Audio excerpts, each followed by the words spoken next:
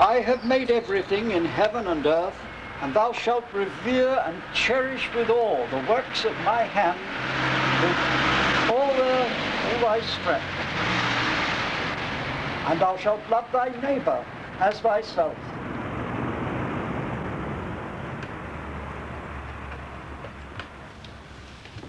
Could you give me the news desk, please? Oh, hello? Oh, my name is John Papworth, and I'm proposing to hold a press conference at my home at 24 Abercorn Place. I've redrafted a version of the Ten Commandments, and I'm proposing to launch them. This will be on Tuesday next.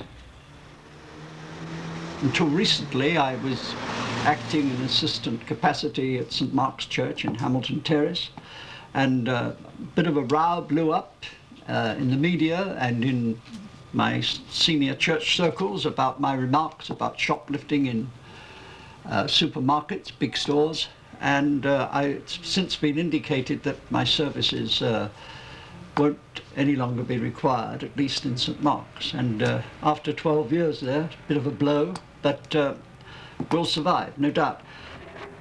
I have redrafted the Ten Commandments. First of all, the old ones are very imprecise.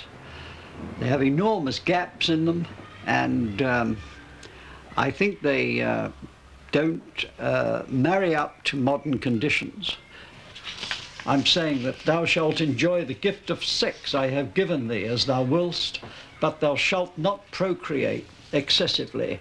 I think would be quite in order for people to encourage, let's say, homosexuality and lesbianism and you know, sexual relations generally, especially family planning and use of contraceptives and so on, to stop this everlasting monumental growth of human numbers, which is already threatening the death of our civilization.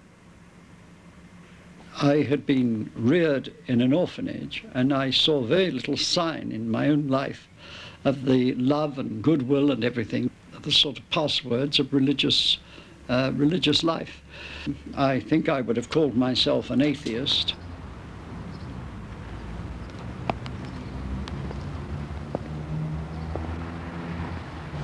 This is Richard Allen, who I last saw 60 years ago.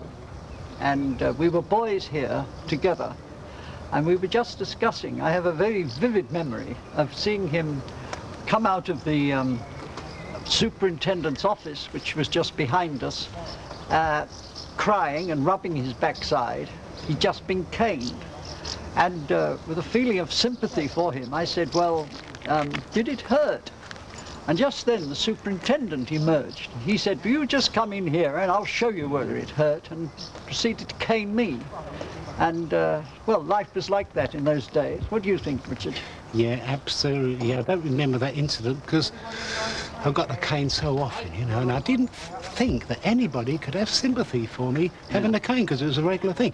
But what I can remember about John, very much, that I felt we were all much of a muchness, sort of sorry for ourselves, having a rough old time, and yet this fella seemed to be different from all of us. You know, his way of life was so philosophical. Open your heart to love and compassion, and resolve disputes without violence. I went to prison with Bertrand Russell and others in the 60s to try to stage public demonstrations about the dangers of nuclear weapons.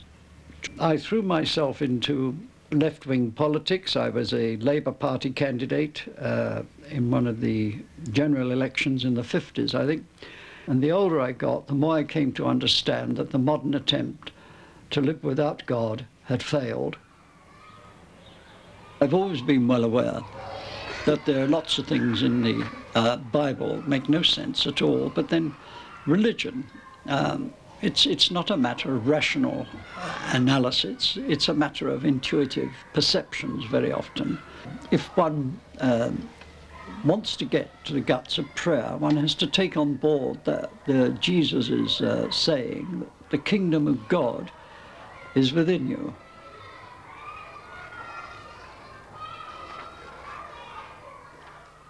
Well, I was working in Zambia as the personal assistant to the president, and when the call repeatedly went forth for people to come forward for ordination, I remember thinking to myself, well, you know, everybody thinks it's somebody else who ought to go forward, but what about me?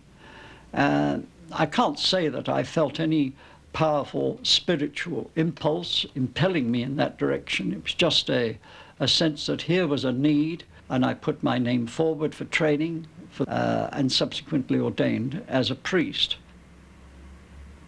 Thou shalt venerate thy family and thy human scale neighborhood above all forms and degrees of human association. It was G.K. Chesterton, I think, who said that you can't have morality without community. What he's really saying is that morality is a function of relationships between people. Your relationship with any institution is not a moral one, it's a power relationship. And if we don't go back to living in empowered neighborhood communities where our sense of morality and decency can find expression, I don't see very much hope for the human race. And what is really special that we get? English strawberry. And are they really English? Really English. Not flown in from Spain? No, no, not at all. Very good looking English strawberry. Thou shalt not pollute the air or the water.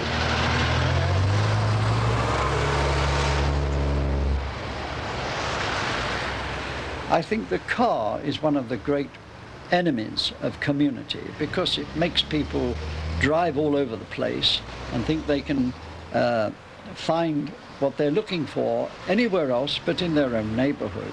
Because they are so disruptive of community life that I staged a one-day protest of sitting down on a pedestrian crossing. Well, the cops came along and lifted me into a paddy wagon, and the sergeant said to me, well, you've got a choice, Mr. Papworth. You can either be charged with the obstruction as an offence, or we can let you go with a caution. Well, to be let off with a caution means that you have acknowledged you are guilty of an offence. So I said, well, I don't want any of your cautions. I want to be charged. And the sergeant said to me, well, we're not here to give free publicity for your views of life.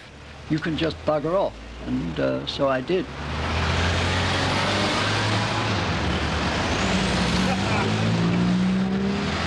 Thou shalt live simply and truthfully, and not waste the finite resources of the earth. Well, this vine has been up now for 30 years. Last year was the first time I got a real crop of ripe grapes I could make wine with.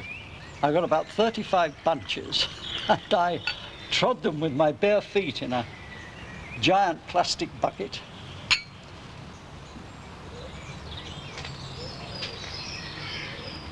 It's got your foot mould in it. Well, I'm continuing my work with Fourth World Review, and I'm also putting the finishing touches to my next book, which is to be called Why the London School of Economics Should Be Shut Down. It's not, except for one chapter concerned with the LSE itself. I'm ranging over a whole field of issues that are affecting modern life and suggesting ways that we could deal with problems like war, economic development, the abuse of the environment, and so on and so on.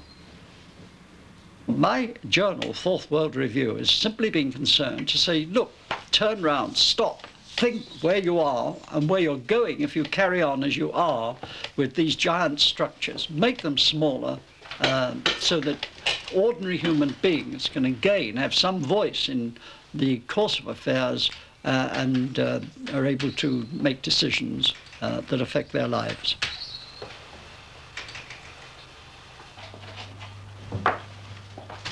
Hi John, here's a shopping. Oh, another week's rubbish from Sainsbury's. My commandment is saying, "Thou shalt not steal from thy neighbor." And I am emphasizing in that commandment neighbor, because these big stores, these giant supermarkets, are trying to convey the idea that they come within the framework of neighborhood and the Christian morality on which it's based, when in fact what they're doing is they're destroying the moral basis of Christian belief and so on. When I said that when you steal from supermarkets, it's a legal offense, but it's not a sin, that really set the cat among the pigeons. The immediate result was that the archdeacon and the bishop, I suppose, for that matter, he was the bishop's bully boy, told me my services as a priest would no longer be required.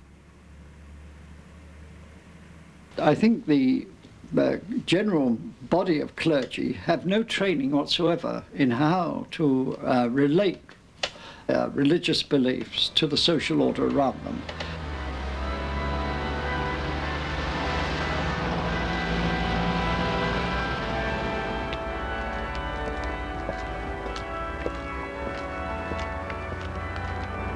I know some people call me a crank, but it's worth remembering that a crank is a device used by engineers to create revolutions.